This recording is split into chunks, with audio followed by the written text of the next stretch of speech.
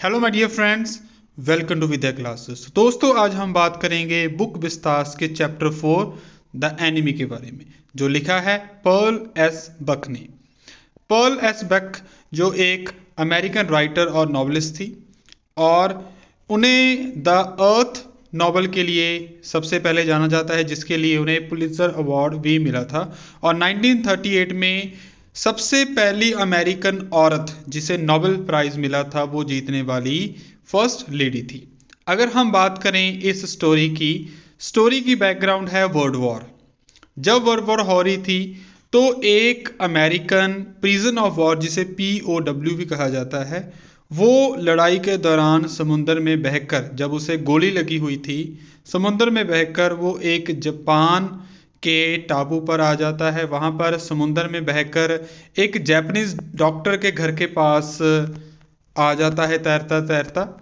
और क्या अब डॉक्टर को उसे बचाना चाहिए एक पेशेंट समझकर, या फिर जापान और अमेरिका जो एक दूसरे के अगेंस्ट लड़ाई में लड़ रहे हैं, उसे एक देश धर्म अपनाना चाहिए और उस अमेरिकन फौजी को अपने फौज के हवाले कर देना चाहिए। आओ अब हम इस क्वेश्चन का आंसर लेते हैं। कहानी की शुरुआत में हमें बताया गया है कि सदाओ मेन कैरेक्टर है, वो एक जापानीज सर्जन है और वो अमेरिका जाकर वहाँ से स्टडी करके आया है, सर्जरी सीख कर आया है, और वहाँ पर उसे हना मिली है, और हना भी एक जापानीज विमेन ही है। दोनों को एक दूसरे से प्यार होता है तो मैरिज हो जाती है और वापस वो जापान में ही आ जाते हैं। हमें ये सीन बताया गया है कि सेकेंड वर्ल्ड वॉर चल रही है और जापान आर्मी ने क्या किया, अपने सारे डॉक्टर्स को फ्रंट पर बुला रही है जहां पर लड़ाई हो रही है, ताकि जो घायल सोल्जर है, फौजी है, उनका इलाज अच्छे से हो सके।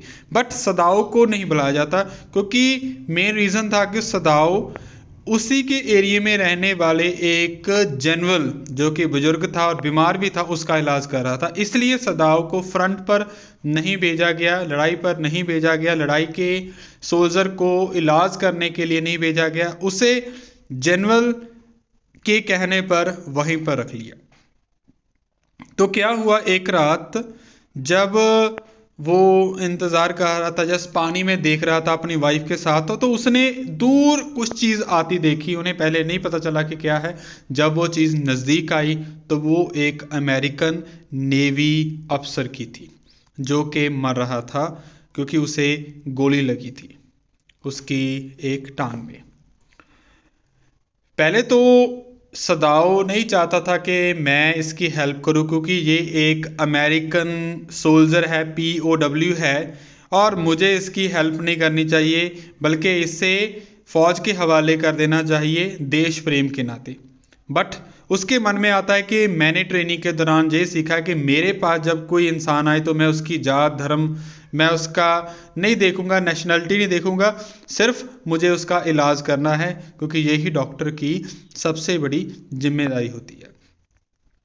जब उसने अपनी कंसाइज की आत्मा की बात सुनी, उसे घर लेकर आया, उसकी वाइफ भी उसके साथ थी। पहले तो वाइफ ने भी मना किया था, बट वो भी समझती है कि एक डॉक्टर का पेशा है, डॉक्टर की जिम्मेवारी है कि उसने अपने पेशेंट का इलाज करना है। जब वो घर लेकर आए उस एनिमी को, क्योंकि वो दुश्मन ही था एक्चुअली में, बट सदाओ और उसकी वाइफ के लिए वो अब सिर्फ और सिर्फ एक पेशेंट था। जब घर में लेकर आए तो सर्वेंट ने गुस्सा किया। उन्होंने बोला कि आप इस सोल्जर को हवाले कर दो फौजियों के, क्योंकि ये एक अपराधी है, ये हमारा दुश्मन है। बट जब हना और सदाओ ने मना कर दिया तो सर्वेंट उनको छोड़कर चले गए। सोल्जर अभी उसका इलाज हो चुका था।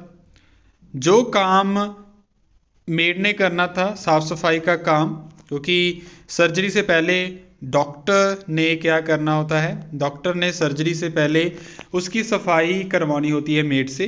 तो मेड तो चली गई, अब हना को वो काम करना पड़ता है। इसलिए हना पहली बार ऐसा काम कर रही है जब वो पेशेंट को, उस एनिमी को, अमेरिकन सोल्जर को नहलाने लगती है, उसके जख्म को साफ करने लगती है, तो वो उसे वॉमिटिंग भी आ जाती है। चलो खैर, वो कैसे ना कैसे वो कर देती है। उसका सर्जरी हो जाती है, सक्सेसफुल सर्जरी सोल्जर की हो जाती है, धीरे धीरे उसकी हेल्थ में सुधार होने लगता है। और सदाओ अब चाहता है कि मैं इसे रात की नींद में ही मार दूं, मैं से जब ये सोया हो तो मैं इसे पेशेंट को मार दूं, क्योंकि अभी ये ठीक हो चुका है और एक सोल्जर बन चुका है, मेरे लिए अभी ये पेशेंट नहीं है।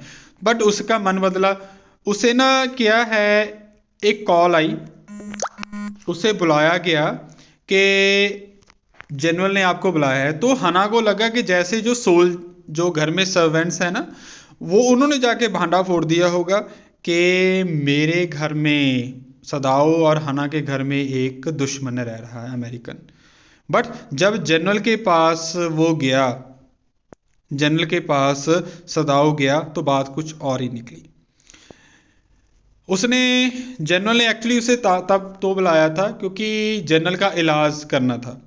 पर इलाज के बाद जनरल को डॉक्टर सदाव ने खुद बता दिया कि मेरे घर में एक अमेरिकन सोल्जर है, मैंने उसे पनाह दी हुई है, बट अभी मैं चाहता हूं कि आप कुछ करो, क्योंकि मैं उसे इलाज कर दिया, मैंने अपनी जिम्मेवारी पूरी कर दी, बट अभी वो इस देश का दुश्मन है, इसलिए अब आपकी जिम्मेवारी है। तो जनरल ने गुस्सा नहीं किया। जनरल ने बोला चलो ठीक है, आप कुछ मत करो, मैं अपने जो प्राइवेट असैसिन्स है, कसाई है मेरे पास, वो मैं भेज दूंगा और वो रात को उसे मार देंगे। तो सदाओ नोटिस कर रहा है, सदाओ वेट कर रहा है, उसे नींद नहीं आई सारी रात कि वो अब भी आएंगे, असैसिन्स अब भी आएंगे, बट नहीं आए। और इस वक्त उसे अपनी फिर वो ट्रेनिंग याद आई कि मैंने सबसे पहले अपने ये देखना है कि मेरा काम क्या है, मैं डॉक्टर हूँ और इसीलिए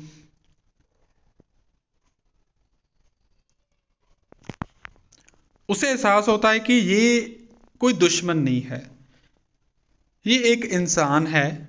सिर्फ दूसरा इंसान होना, दूसरे देश का इंसान होना, इसका मतलब ये नहीं है कि वो हमारा दुश्मन है। इसलिए वो अब चाहता है कि मैं इस चीज़ से, इस नफ़रत से मैं ऊपर उठूं और मैं इसको बचने में इंसानियत के नाते हेल्प करूं। तो वो उसको वहाँ से भागने में हेल्प करता है और उसे पूरी इंस्ट्रक्शन भी देता है कि कैसे तुमने जहाँ से जाना है, कैसे जहाँ से भागना, अगर तुम्हें कोई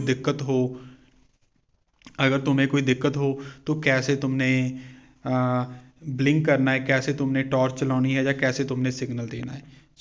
बाद में उसे कोई सिग्नल नहीं मिलता, इसका मतलब है कि अमेरिकन सोल्जर वहाँ से जा चुका है। उसने ये सब क्यों किया? क्योंकि वो समझ चुका था, क्या समझ चुका था, कि नफ़रत से बड़ी है भाईचारा, दोस्ती। इसलिए हमें एक दूसरे के साथ प्यार से रहना चाहिए। तो ये थी स्टोरी। अगर हम बात करें कैरेक्टर्स की, तो डॉक्टर सदाओ जो कि एक मेन कैरेक्टर, एक्सपीरियंस सर्जन है, साइंटिस्ट है, एक बहुत ही जाना माना सर्जन है, इसीलिए जनरल ने सिर्फ और सिर्फ सदाओ को अपने लिए रखा है, क्योंकि उसे किसी और पर ट्रस्ट ही नहीं कि कोई इलाज कर सकता है। और सदाओ दिल से बहुत ही काइंड है। जब उसके घर के पास एक एनिमी जो कि अमेरिका का होता है वो आता है, एक ऐसी सिचुएशन में अगर डॉक्टर ने वहाँ पर इलाज ना किया तो वो मर भी सकता था, तो उसने इंसानियत आगे रखी। उसने अपनी ट्रेनिंग को याद किया कि ट्रेनिंग के वक्त उसने सोचा था, उसे समझाया गया था, उसे पढ़ाया गया था कि सबसे बड़ा है इंसानियत। आपने पेशेंट को पेशेंट समझना है, ना कि अपना भाई बहन या दुश्मन समझना है। और इसीलिए वो सबसे पहले उस प्रिजनर ऑफ वॉर की हेल्प करता है, उसका घाव ठीक करता है, उसका इलाज करता है, और बाद में इंसानियत के नाते ही उसे वहाँ से जाने में हेल्प भी करता है। और इसी से हमें पता चलता है कि वो एक एथिकल पर्सन था, वो अपने प्रोफेशन को अच्छे से मानता था। सबसे बड़ा वो एक इंसान था जो इंसानियत जानता था। उसके बाद हम बात करें हना की। हना एक बहुत ही ज़्यादा इंटेलिजेंट और स्ट्रॉन्ग विल्ड वुमेन है, जो कि अपने हस्बैंड के साथ हमेशा खड़ी है, साथ कंधे में कंधा मिलाकर वो चलती है, और वो 2 बच्चों की माँ भी हमें दिखाई गई है। हना सदाओ को अमेरिका में ही मिली थी, और हना नेटिव जापानीज़ औरत है, इसीलिए वो दोनों की शादी होती है और बिल्कुल वैसे ही होती है, रीति रिवाजों से होती है जैसे कि जापान में हुआ करती थी, ना कि अमेरिका के हिसाब से हुई थी। और वो अपने हस्बैंड को अच्छे से समझती है और बिल्कुल उसके साथ कंधे से कंधा मिलाकर चलती है। इसीलिए तो जब एनिमी को इलाज करने के लिए सदाव सोचता है कि मुझे करना है, तो हना भी उसका साथ देती है। उसके बाद हम बात करते हैं टॉम, जो कि अगेन एक मेन कैरेक्टर है। टॉम उस लड़के का नाम है, उस आदमी का नाम है, उस दुश्मन या उस अमेरिकन का नाम है जिसका इलाज डॉक्टर सदाव ने किया था। असली था वो टॉम, उसका असली नाम था टॉम। और वो एक प्रिजनर ऑफ वॉर था, जो है कि एक लड़ाई से भागा हुआ एक योद्धा था, एक सोल्जर था, और उसको बुलेट लगी हुई थी, उसकी टांग में बुलेट लगी हुई थी, और वो कैसे ना कैसे कर कर समुंदर में बहकर आ रहा था। तो जैसे सदाव हमें बोलता है कि कॉमन इन अपीयरेंस, भी दिखने में कोई अलग नहीं लगता था, ऐसे लगता था जैसे हम में से ही एक हो, और उसकी एज 17 से 20 के बीच बीच होगी। जब वो उठता है इलाज के बाद, ठीक होने के बाद उससे उसका होश आता है, तो टॉम थैंक्स करता है डॉक्टर का।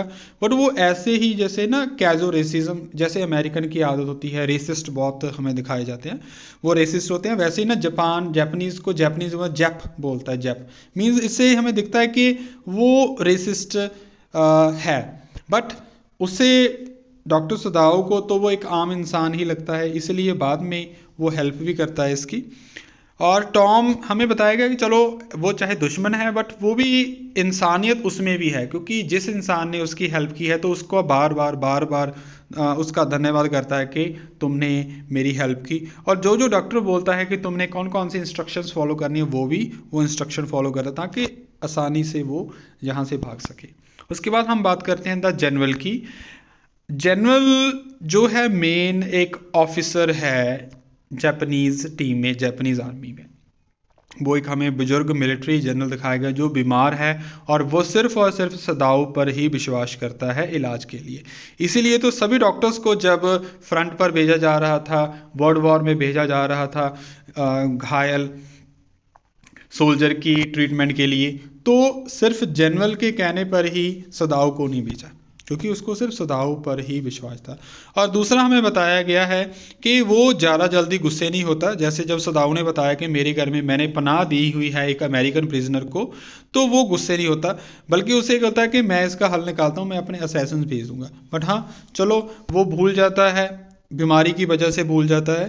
तो जनरल को सदाओ से पता चल जाता है, तो हम बोल सकते हैं कि वो थोड़ा सा सेल्फिश भी है, क्योंकि उसने अपने सेल्फिशनेस की वजह से ही एक बहुत ही जाने माने डॉक्टर को, अच्छे डॉक्टर को, सर्जन को फ्रंट पर नहीं भेजा, लड़ने के लिए नहीं भेजा, या लड़ाई में घायल हुए सोल्जर को बचाने के लिए नहीं भेजा।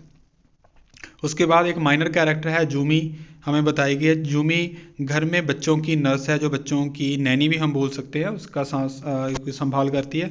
वो परिवार के दोनों मेंबर्स को, सभी मेंबर्स को, हना, सदाओ और उनके दोनों बच्चों को बहुत पसंद करती है। बट हाँ, थोड़ी सी जिद्दी भी हमें दिखाई गई और बहुत जल्दी गुस्से होने वाली है जब वो देखती है कि घर में अमेरिकन आया है, उसका इलाज चल रहा है, दुश्मन है जो, तो वो गुस्से हो जाती है और घर को छोड़कर चली जाती है। हमें बताया गया कि स्टोरी में जब टॉम चला जाता है, अमेरिकन जो एनिमी है वो चला जाता है घर से, तो ये वापस भी आ जाते हैं। उसके बाद दो और मेन कैरेक्टर जैसे द फादर ऑफ सदाओ, हमें उसके बारे में बताया गया, फादर ऑफ सदाओ के बारे में बताया गया कि वो एक बहुत ही कल्चरल पर्सन थे, बहुत ही डिमांडिंग, स्ट्रिक्ट और रिफाइंड पर्सन थे, जो अपनी कल्चरल वैल्यू की ही मानते थे।